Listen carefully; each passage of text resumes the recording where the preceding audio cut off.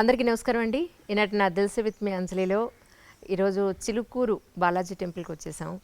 ఎన్నో రోజులుగా అనుకుంటూ ఉంటే అసలు వీలే కుదరలేదు స్వామితో మాట్లాడడానికి.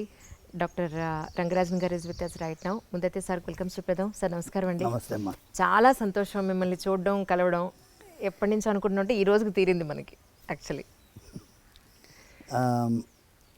నాకు కూడా ముందు మిమ్మల్ని ఎలా చెప్పాలో తెలియట్లేదు. కొంచెం 3-4 నెలలుగా మీరు ప్రయత్నం చేస్తున్నారు. అవునమ్మా. అవును సార్. ఎందుకంటే ఏదో ఒక కార్యక్రమం ఈ నడుమ ఈ స్వామివారి సేవలో మనకి కుదరలేదు. బట్ ఎనీవే ఇవాళ వెంకటేశ్వర స్వామి అనుగ్రహం ఉంది కాబట్టి ఇవాళ కుదిరింది. మీ అందరితో మనం దిల్సే అంజలి ఉండడం మాకు కూడా భాగ్యంగానే అనిపిస్తుంది. సార్ ముందుగా నిన్న జరిగిన గ్రహణం గురించి కొంచెం క్లారిటీ తీసుకుందాం.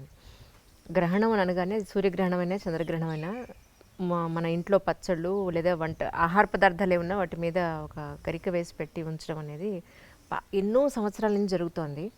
అది వేయడం వల్ల ఉపయోగం ఏంటి, వేయకపోవడం వల్ల వచ్చే నష్టం ఏంటి అనేది ఇంతవరకు ఎవరు క్లారిఫై చేయలేదు. మా ఇంట్లో అడిగితే అలా వెయ్యాలి అంతే అని అన్నారు మా పెద్దవాళ్ళందరూ. ఇది కాకుండా రేషనలిస్టులు అందరూ కూడా గ్రహణం వల్ల వచ్చే నష్టం ఏం లేదు, ఆ టైంలో మేము తింటాం, బయటికి పెడతాం, మేము చూస్తాం, దీనివల్ల వచ్చే నష్టం లేదని వాళ్ళు అంటున్నారు. ఏది నిజం అసలు? మీ వరకు మీరు చూసిన దీంట్లో ఏం చెప్తారు సార్? ముందుగా గ్రహణం అనేది మనం వాడేటటువంటి విధానంలో మీరు చూస్తే ఏదన్నా మీరు బుక్స్లో రాసేటప్పుడు దీనికి గ్రహణం పట్టింది, మన వైభవానికి గ్రహణం పట్టింది అలా వాడతారు, నెగటివ్ టర్మినాలజీగా వాడతారు. కానీ నిజంగా చెప్పాలంటే గ్రహణం అనేది ఒక విధంగా చూస్తే ఒక అద్భుతమైనటువంటి సన్నివేశం. గ్రహణం రోజు ఏం గుర్తొస్తుంది మనకి? అమృతం సంపాదించినటువంటి ఆ క్షీరసాగర మథనం గుర్తు రావాలి. అమృతం వచ్చిన తర్వాత దేవతలకి రాక్షసులకి పంచుతున్న సమయంలో ఈ స్వామివారి చక్రానికి బలైనటువంటి రాహు కేతు. సో వాళ్ళు సూర్యచంద్రుల నడుమ వాళ్ళు కూర్చున్నారు కాబట్టి వాళ్ళు అమృతాన్ని స్వీకరించిన తర్వాత తల నరకబడింది. సో అందులోంచి ఆవిర్భవించిన వాళ్ళే వీళ్ళిద్దరు. సో అమృతాన్ని స్వీకరించారు కాబట్టి వాళ్ళు కూడా చిరంజీవులు అయిపోయినారు, వాళ్ళకి మరణం లేదు. సో అది ఒక పురాణ గాథగా మనం అందరం చెప్పుకుంటూ వచ్చాం. సూర్యగ్రహణం, చంద్రగ్రహణం అనేది మనకి కేతుగ్రస్త సూర్యగ్రహణం, రాహుగ్రస్త చంద్రగ్రహణం ఇలా మనం పాటిస్తూ ఉన్నాం. మన సనాతన ధర్మంలో, వేద మార్గంలో ఈ గ్రహణానికి ఒక గొప్పతనం ఉంది. ఎన్నో పురాణాల్లో వివరిస్తున్నారు. దాని గురించి మనం పోతూ ఉంటే ఐ డ్రీమ్లో దిల్సే చెప్పలేము చాలాసేపు. బట్ అల్టిమేట్ ఏంటంటే గ్రహణం అప్పుడు చాలా విశేషమైనటువంటి ఫలితాలు ఉంటాయి. గ్రహణ స్నానం 3 స్నానాలు చెప్పబడింది: స్పర్శ, మధ్యకాలం, పుణ్యకాలం. సో ఈ తర్పణాలు చెప్పబడ్డాయి. ఆ సమయంలో తర్పణం చేస్తే పితృదేవతలు అత్యంత ప్రీతిపాత్రులుగా అవుతారు అని. గ్రహణ కాలంలో మీరు చేసిన ఏ దానమైనా 1,000,000 రెట్లు మల్టిప్లై అవుతుంది. గ్రహణ కాలంలో మీరు చేసిన ఏ యొక్క మంత్ర జపమైనా కొన్ని కోట్ల రెట్లు మల్టిప్లై అవుతాయి. ఇంత అద్భుతమైనటువంటి సన్నివేశాన్ని దాన్ని భయాన్ని సృష్టించే విధంగా మనం చూడకూడదు. ఎన్నోసార్లు భక్తులకి ఈ విషయాన్ని చెప్పడం జరిగింది. మరి గుళ్ళు ఎందుకు క్లోజ్ చేస్తారు సార్? తిరుపతి కానీ ఇక్కడ కానీ మొత్తం గుళ్ళన్నీ క్లోజ్ చేస్తారు కదా. గుళ్ళు క్లోజ్ చేయడం గ్రహణానికి భయపడి కాదమ్మా. మీరు స్వార్థ యజనం చేయాలి. గుడి అనేది పరార్థ యజనం, అంటే అందరి కోసం ఉండేటటువంటి ఒక దేవాలయంలో మీరు చూసేది పరార్థ యజనం, అందరి కోసం జరిగే పూజ ఇది. సర్వే జనాః సుఖినో భవంతు అనే సంకల్పము ప్రత్యక్షంగా మీకు వినిపించేది మా ఇళ్లలో మేము చెప్తూ ఉంటాం. పురాణాల్లో పారాయణం జరిగిన తర్వాత చెప్తూ ఉంటాం. కానీ స్వార్థ యజనము అనేది మీ ఇంట్లో ఉండే సాలగ్రామ ఆరాధన పూజకి స్వార్థ యజనం. యజనం అంటే యజ్ఞం. ఎస్. దేవాలయంలో పరార్థ యజనం. పరార్థ యజనానికి కొన్ని నియమాలు ఉంటాయి. గ్రహణ కాలంలో మీరు చేయాల్సింది అర్చకులు కానీ ఆ దేవాలయంలో పనిచేసే వాళ్ళు కానీ వాళ్ళు చేయాల్సిన నియమాలకి నిబంధనలకి కొన్ని ఇబ్బందులు ఏర్పడతాయి. గ్రహణ కాలంలో మీరు నైవేద్యం తయారు చేయలేరు. సో ఇవన్నీ కారణాల వల్ల ఆగమ శాస్త్రం విధించబడింది. ఈ సమయంలో మీరు దేవాలయాలకి మనకి స్వామివారి యొక్క ఆరాధనము మనము నిషేధించి వారికి, ఎందుకంటే మీరు ఫస్ట్ మీరు పుణ్యస్నానం చేసిన తర్వాతే కదా దేవాలయానికి వెళ్ళగలిగేది. అవునండి. ఇప్పుడు నేను దేవాలయంలో ఆరాధన చేయాలంటే నిన్న గ్రహణం అయింది, సూర్యగ్రహణం సంభవించిన తర్వాత సూర్యుడిని చూడాలి. సూర్యుడిని చూసిన తర్వాత పుణ్యస్నానం చేయాలి. నిన్న రాత్రి మొత్తం సూర్యుడిని చూడలేదు. నిన్న గ్రస్తాస్తమయం అంటే అస్తమన సమయంలో సూర్యుడిని గ్రహణం పట్టింది, విడిచింది 6:30కి. సూర్యాస్తమన సమయం 5:55. అవును సార్. సో 6:30 తర్వాత సూర్యుని చూడలేం కదా. నిన్న రాత్రంతా మేము ఉపవాసం ఉండి ఇవాళ తెల్లవారుజామున లేచి సూర్యుడిని చూసిన తర్వాత శుద్ధమండల స్నానం చేసిన తర్వాత పుణ్యావాచనం చేసుకొని దేవాలయానికి వెళ్ళి అక్కడ స్వామివారికి అభిషేకాలన్నీ నిర్వహించిన తర్వాత భక్తులకి దర్శనం ప్రారంభించాం. అంటే భగవంతుడికి భక్తుడికి నడుమ ఉండే అర్చకుడికి కూడా ఈ పుణ్యస్నానాలు అవసరం కాబట్టి స్వామివారు తమల్ని ఆ ఒక్కరోజు ఆ గ్రహణ కాలంలో భక్తులకి అందుబాటులో లేకుండా మనందరి మీద వాత్సల్యంతో అది పెట్టారు. మీరు దేవాలయాలు మూసేస్తున్నారు, దేవుడికే గ్రహణం భయపడిందా అనేటటువంటి వాళ్ళు విమర్శించుకోనండి. వాళ్ళని ఒక్కొక్కరిని బట్టి నేను కన్విన్స్ చేయడానికి దిల్ సేవిత్ అంజలి లేదు. ఓకేనా. రెండవ పాయింట్, ఇప్పుడు గరికె అనేది అద్భుతమైనటువంటి దర్భానికి అంత విలువ ఎందుకు వచ్చింది అంటే గరిక ఎండితే దర్భ అంతే కదండి. ఎండు దర్భనే మనం వాడతాం. అవును. అయితే దానికి కూడా ఇప్పుడు మనకి పుష్కర స్నానం ఎలాగ వచ్చిందో 12 ఏళ్ళకి ఒకసారి పుష్కరాలు వస్తాయో ఈ అమృత భాండం నుంచే పుష్కరం గురించి కూడా వచ్చింది. అలాంటిదే ఈ అమృత భాండం గరుత్మంతుల వారు తన యొక్క తల్లిని వినతాదేవిని శాపం నుంచి విడుదల చేయడం కోసం ఇంద్రుడితో పోరాడి అమృత భాండం తీసుకొచ్చి ఏం చేస్తారంటే ఈ గరిక పైన పెడతారు. సో గరిక పైన పెట్టినప్పుడు ఈ సర్పాలన్నిటికీ కూడా మీరు వెళ్ళి స్నానం చేసి రావాలి, అప్పుడే మీరు ఈ అమృతాన్ని స్వీకరించవచ్చు అంటారు. అంటే అందరూ వేల సర్పాలన్నీ సముద్రంలో స్నానానికి వెళ్తారు. మళ్ళీ ఇంద్రుడు వచ్చి తీసుకెళ్ళిపోతాడు అమృత భాండాన్ని. తీసుకెళ్ళేటప్పుడు గరిక మీద అమృతం పడుతుంది. సో అది అమృతంతో తడిసింది కాబట్టి దానికంతా గొప్పతనం.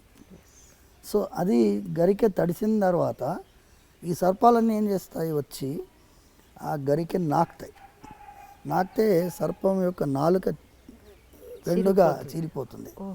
సో రెండు సైమల్టేనియస్ జరుగుతాయి. అందుకే సర్పానికి 2 నాలుకలు గరికె వల్ల వచ్చి అంత షార్ప్గా ఉంటుంది, కోస్తుంది అది. సో అంత పవర్ఫుల్ అన్నమాట ఈ దర్భం. దర్భానికి అంత గొప్పతనం. మేము పవిత్రం ధరిస్తాము, పవిత్ర పాణి అంటారు. పవిత్రం ధరించి వెళ్తాము. ఏదన్నా శుభకార్యం జరగాలన్నా పవిత్రంతో జరగాలి. సో అంత ముఖ్యత్వం ఈ అమృతం వల్ల వచ్చింది. సో గ్రహణం సమయంలో సంబంధించిందంతా అమృతంతో సంబంధించిన విషయం. సో అందుకోసం అంత ముఖ్యత్వం. దాన్ని కనుక మనము ఏదన్నా పదార్థం పైన, వండిన పదార్థం పైన, పచ్చళ్ళ పైన, చెడిపోయే పదార్థం పెరుగు అందులో పెడతారు, చిన్న ముక్క పెడితే అది చెడిపోకుండా ఉంటుంది దర్భం వల్ల. ఇది మనం నమ్ముతాం. ఇప్పుడు నమ్మకం ఉండేవాళ్ళు నమ్ముతున్నాం. ఇప్పుడు మేము వెళ్ళి ఈ రేషనలిస్టులని వాళ్ళు అదేమంటారు హేతువాదుల్ని వెళ్ళి కన్విన్స్ చేయాల్సిన అవసరం లేదు. నేను ఇప్పుడు కాదమ్మా, మీకు తెలుసుంటే 20 ఏళ్ల ముందు ఎప్పుడైతే ఈ టీవీ ఛానల్ దూరదర్శన్ తప్ప అవును, మిగతా ఎక్స్ట్రా ఛానల్స్ ఛానల్స్ వచ్చాయో. ఎప్పుడైతే వచ్చాయో అప్పుడు మొట్టమొదటిసారి ఒక ఛానల్లో గ్రహణ సమయంలో నన్ను కూర్చోబెట్టి, నేను రానయ్య బాబు, కూర్చోబెట్టి ఏం చేశారు, సమోసా అవన్నీ తీసుకొచ్చారు. మేమంతా తింటాం చూడండి, ఏమన్నా అవుతుందంటే, ఇప్పుడు మీరు చిన్న విషయం అమ్మా, తిన్న వెంటనే ఏమన్నా అవుతుందా? ఏమీ కాదు సార్. ఏమి కాదు. ఇప్పుడు స్మోకర్స్ ఉన్నారు, రోజు సిగరెట్ తాగుతాడు, ఏమైనా అవుతుందా వాడికి? ఎప్పుడు అవ్వాలో అప్పుడు అవుతుంది, అవును. ఎప్పుడు అవ్వాలో అప్పుడు అవుతుంది. అయినప్పుడు మీరు అయ్యో ఎందుకు చేసామరా అనిపిస్తుంది. ఇప్పుడు సైంటిఫికల్గా గ్రహణం సమయంలో lot of other reasons are being చెప్తున్నారు. సైన్స్ కూడా గ్రహణం సమయంలో what are the changes, electromagnetic fields ఏముంటుంది, ఎలా ఉంటుంది పరిస్థితి, వాతావరణంలో ఏ మార్పులు ఉంటాయి, వాళ్ళు రీసెర్చ్ చేస్తున్నారు, ఇప్పుడు ఇంకా చేస్తున్నారు. So let us wait. శరీరం పైన మనది ఏంటి అంటే అమ్మా, ప్రకృతితో అనుసంధానమైనటువంటి ఒక జీవితం మనది. అది గ్రహించాము కాబట్టే ఇప్పుడు ఈ CO2 కార్బన్ ఎమిషన్ వాళ్ళు విదేశీ వాళ్ళు మాట్లాడుతున్నారు చూడండి, మన వాళ్ళకి ముందు నుంచే తెలుసు. ఋషులు వాళ్ళు ప్రకృతితో అనుసంధానంగా మీరు జీవించాలి, ప్రకృతికి విపరీతంగా మనకు ఏ కార్యక్రమం చేయకూడదు అనేటటువంటి విధానంలో మనం జీవించాం కాబట్టి చాలా విషయాల్లో ప్రకృతితో సంబంధించినటువంటి అంశాలు మనం చెప్తున్నాం. గ్రహణం కూడా ప్రకృతితో సంబంధించిన విషయం. సో గ్రహణం సమయంలో గర్భిణీ స్త్రీలు కొంచెం జాగ్రత్త పడాలని చెప్పాం.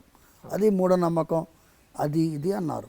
ఎవరెవరు మూఢనమ్మకం అన్నారో వాళ్ళు చాలామంది ఈ వైపు వస్తున్నారు, ఇప్పుడు ఈ వైపు వస్తున్నారు. మీరు చూడండి ఎక్కడైనా బిగ్గెస్ట్ రేషనలిస్ట్ సైంటిస్ట్ వాళ్ళు మేము చేసిన ప్రయాణం అనేది సరి అయిన ప్రయాణం కాదు, ఈ రాజమార్గంలో ప్రయాణమే సరైన. త్యాగరాజ స్వామి పాడాడు, చక్కని రాజమార్గం ఉండగా సందులో దూరనేలా అని పాడాడు. అది సందు తెలియదు, ఎక్కడపోతామో తెలియదు, అందుకోసం ఇటువైపు రావడమే మంచిది. ఇది ఏంటి అమ్మా, కొన్ని వేల సంవత్సరాల చరిత్ర ఉన్నటువంటి సనాతన ధర్మం. ఇది వేద మార్గం. వేద మార్గం ఏమంటుంది, చిన్న విషయం అమ్మ, నా అప్సుమూత్ర పురీషం కుర్యాత్ వేదం చెప్తుంది. నీళ్ళల్లో మీరు ఎప్పుడు కూడా మీరు పాసిపోయకూడదు అని చెప్తుంది వేదం చెప్తుంది. నదికి ఉండేటటువంటి మనకి గౌరవం చెప్తుంది.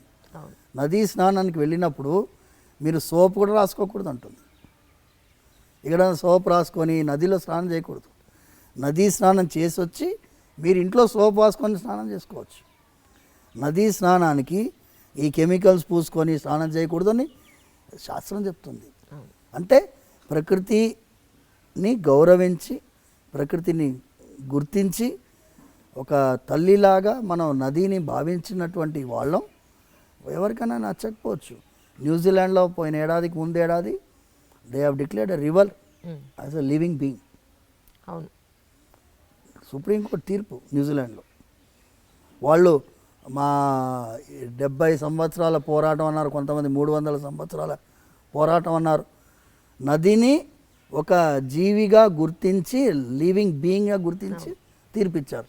మనం గుర్తించే తీర్పు కాదుగా, మనం ఆల్రెడీ ఫాలోయింగ్. అవును, కొన్ని వేల సంవత్సరాలు. కానీ ఒకటి సరే, నదులన్నింటినీ మనం పొల్యూట్ చేస్తున్నాం, ఇప్పుడు మట్టిని చేసేస్తున్నాం, భయంకరంగా పొల్యూట్ చేస్తాం, భయంకరంగా. ఇప్పుడు హుస్సేన్ సాగర్ ఎలా ఉండింది, ఇప్పుడు ఎలా ఉంది?